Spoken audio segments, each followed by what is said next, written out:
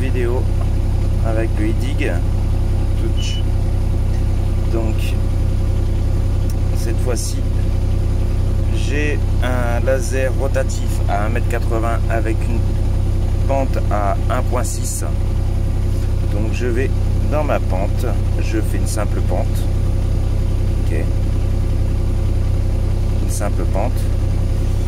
Allez dans ce sens-ci, c'est très simple à comprendre. 1,6 en pente. Ok. Sachant que je veux utiliser le laser, donc il faut que je réaligne ma tourelle qui est déjà bien droite. Quelque chose près, il n'y a pas une grosse rotation. On va la mettre bien droite pour ne pas le perturber. Allez, je suis bien droit, je réaligne.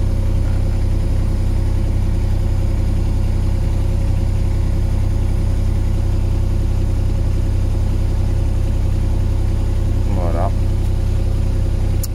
Ensuite, j'ai mon point validé. La hauteur, il est à 175,85 exactement. 1,75 m. Là, il me demande de chercher le faisceau. Bon, je triche un petit peu. Je suis obligé de tourner car je n'ai pas de place. Donc, mon laser est là-bas sur la place. On ne le voit pas très bien.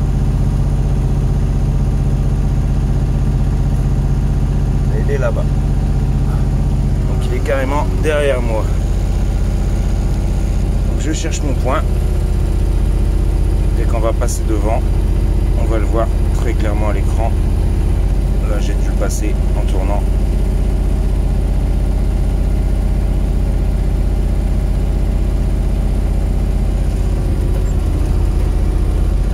Je viens de passer devant un petit peu trop vite. C'est pas évident quand on n'a pas de place pour positionner le laser assez facilement. Donc là, je suis réglé. Là-bas, par terre, je sais pas si on le voit, j'ai un petit repère que j'ai fait sur le béton. J'ai pris au préalable avec ma pente. Je vais essayer de m'y mettre au modèle pour vérifier. Voilà, je suis pile poil en face, pile poil à côté, au même niveau. Et le e-dig me donne bien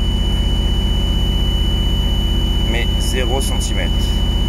Sachant que je dois poser, je vais relever parce que le BPS est fort, on va même le baisser un petit peu. Non, c'est pas dans les paramètres système, c'est dans les paramètres généraux. On va le mettre à 10, ça sera très très bien. Donc, sachant que je veux descendre de 5 cm, car nous devons poser des plaques alvéolées pour mettre des petits cailloux. Donc, je fais descente tout simplement 5 cm sans toucher à mon point de référence. Maintenant, je descends pour vérifier.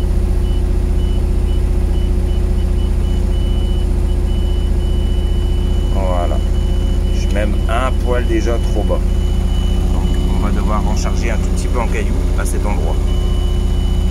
Donc voilà la petite démo. À chaque fois qu'on fait un mouvement, donc je vais bouger. Soit on le met en automatique ou en manuel. Je vais reculer pour le test en faisant très attention que je suis à ras du toit. Je n'ai pas de place du tout. Toujours très près du toit. Donc là j'ai fait un mouvement. La pelle en plus a changé d'axe. On voit très bien la pente. On voit très bien que je suis un petit peu de travers. Mais le e-dig, son avantage avec le capteur de tourelle, c'est qu'il va le gérer. Donc là, je recherche encore une fois mon point, vu que j'ai bougé.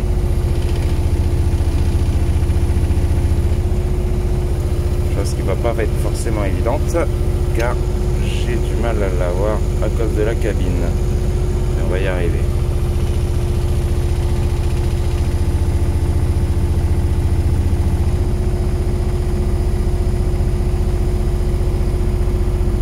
Chantier où il y a de la place, c'est beaucoup plus simple.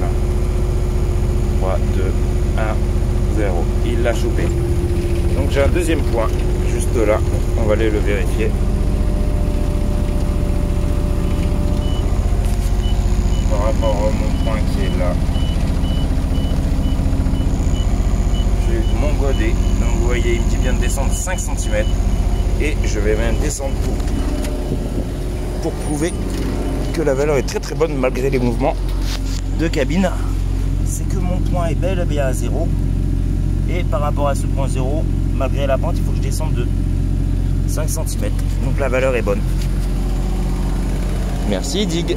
Donc on voit ici les 3 capteurs. Le capteur de bras principal, la cellule bras secondaire avec le récepteur laser, le capteur de godet.